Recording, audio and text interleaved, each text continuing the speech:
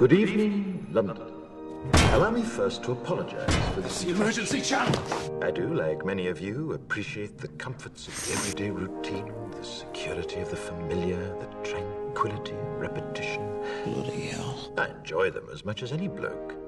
But in the spirit of commemoration, Who's that, Mum? whereby those important events of the past, usually associated with someone's death or the end of some awful bloody struggle, are celebrated with a nice holiday, I thought we could mark this November the 5th, a day that is sadly no longer remembered, by taking some time out of our daily lives to sit down and have a little chat. There are, of course, those who do not want us to speak. Let me think, just let me I think. suspect even now, orders are being shouted into telephones, and men with guns will soon be on their way. It's Chancellor Sutler. Damn it! Why? Because while the truncheon may be used in lieu of conversation, words will always retain their power. Words offer the means to meaning, and for those who will listen, the enunciation of truth.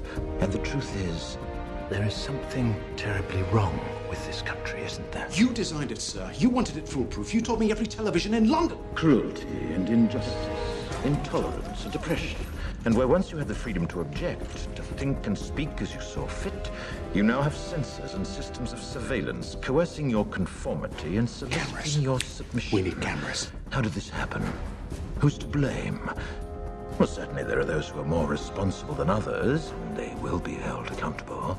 But again, truth be told, if you're looking for the guilty, you need only look into a mirror.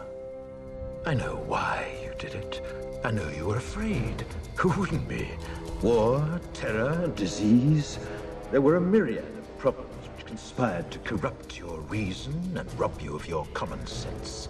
Fear got the best of you, and in your panic you turned to the now High Chancellor Adam Sutler. He promised you order, he promised you peace, and all he demanded in return was your silent, obedient consent. Inspector, you're almost through. Last night, I sought to end that silence. Last night, I destroyed the Old Bailey to remind this country of what it has forgotten. More than 400 years ago, a great citizen wished to embed the 5th of November forever in our memory. His hope was to remind the world that fairness, justice, and freedom are more than words. They are perspectives. So if you've seen nothing, if the crimes of this government remain unknown to you, then I would suggest that you allow the 5th of November to pass unmarked. But if you see what I see, if you feel as I feel, and if you would seek as I seek, then I ask you to stand beside me 1 year from tonight, outside the gates of Parliament, and together we shall give them a 5th of November that shall never, ever be forgotten.